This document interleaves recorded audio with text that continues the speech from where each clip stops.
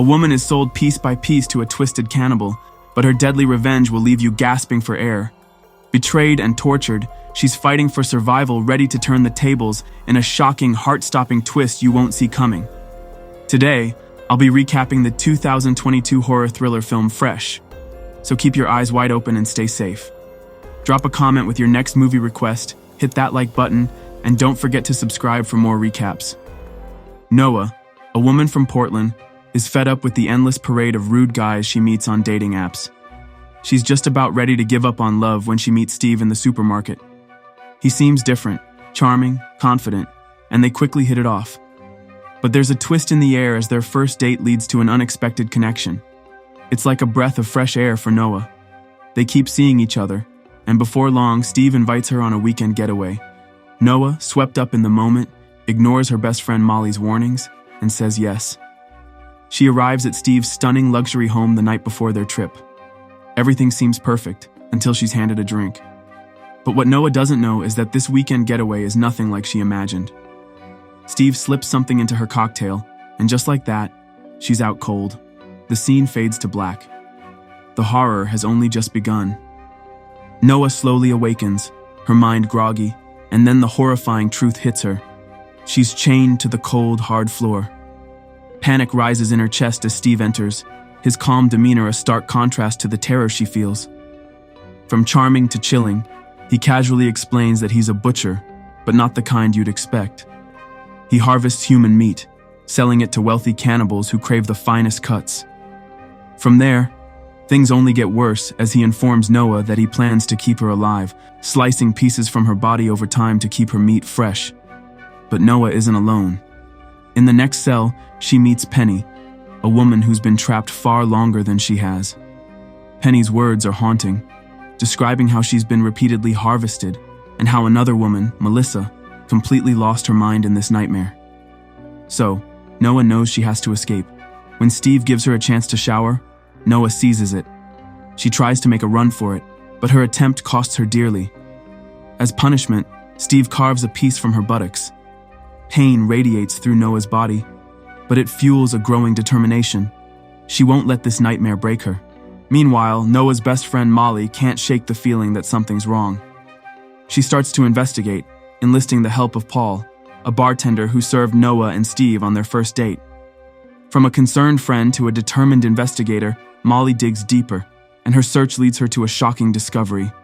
Steve isn't who he said he was. His real name is Brendan, and he's married with kids.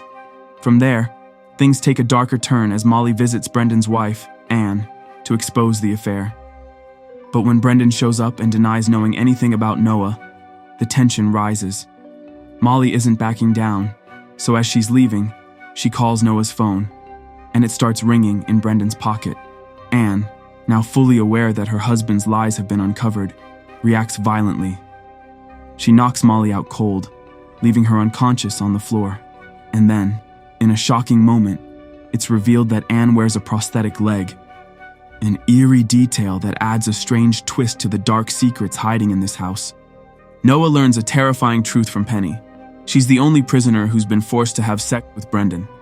From being a prisoner to playing a dangerous game, Noah decides to use her allure to her advantage. She pretends to be curious about the taste of human meat, and Brendan, thinking he's won her over, invites her to share a gourmet dish of human meat. From acting interested to secretly gagging, Noah puts on a show of enjoying the meal, but secretly vomits in disgust. Meanwhile, Brendan takes Molly away for harvesting, and Noah knows time is running out. But she's ready to play her part. Brendan invites Noah to a formal dinner, giving her a pink dress to wear like a trophy. As they eat, Brendan shows her a concealed case filled with the personal belongings of his many victims, and to Noah's horror, she spots Molly's phone among the trophies. After dinner, dancing, and a carefully planned conversation, Noah persuades Brendan to let her perform a dangerous act. From pretending to be submissive to taking control, she bites him, injuring him badly. With Brendan distracted, Noah quickly helps Molly and Penny escape their cells. They use the dumbwaiter to lift Penny, who's now a multiple amputee, out of the basement. The three women fight Brendan in the kitchen, but their real battle is just beginning. From fighting to fleeing, they dash into the woods, But Brendan isn't far behind, chasing them down with a handgun. Back at Brendan's house, Paul is growing more and more worried. He hasn't heard from Molly, and her messages go unanswered. From being just a concerned friend to a man on a mission, Paul decides to track her down. Using the location of her phone, he finds himself at Brendan's house, his gut telling him something's off. But as Paul approaches, he hears gunshots in the distance, and panic sets in. From determination to doubt, he freezes for a moment, questioning whether he should get involved. So, with a heavy heart and uncertainty in his chest, Paul makes the decision to turn around and drive away, unsure of what he might be walking into. In the woods, Noah, Molly, and Penny are ready to fight for their lives. From running for their freedom to taking matters into their own hands, they make one last stand against Brendan. Noah seizes the gun and with a quick pull of the trigger, shoots him dead. But the danger's far from over. Anne arrives on the scene, finding Brendan's lifeless body. From grief to cold calculation, she orders a companion to drag his body to the walk-in freezer. But Anne isn't done yet. She searches the woods and finds Noah, her rage boiling over. Anne attacks, trying to strangle Noah with all her strength, but in a desperate move, Noah stabs Anne in the neck with car keys. As Anne stumbles back, recovering and choking on blood, she tries again to strangle Noah. From being the hunted to becoming the hunter, Molly steps in, grabbing a shovel and bludgeoning Anne to death with one heavy swing. The silence finally settles over them. Noah and Molly take a moment to breathe, their bodies exhausted but victorious. From fighting for survival to finally feeling free, Noah receives a text from a toxic man she once dated before Brendan, offering her another booty call. She looks at the message and, for the first time, doesn't even think twice before deleting it. In a chilling mid-credits scene, 5 of Brendan's clients sit around a sterile white table. From luxury to horror, the table is set with a disturbing centerpiece, bleeding human meat. They stare at it with cold, hungry eyes, their twisted desires clear. But as they reach for the meat, a sense of unease hangs in the air. From civilized to savage, the room grows heavy with the silent understanding that this dark world is far from over. The clients are ready to feast, and the cycle of horror continues.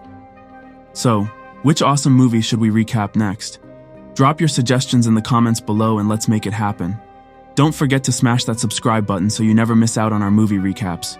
We've got plenty more coming your way. Thanks for watching, and see you next time. Produced by Warner Movie Recaps.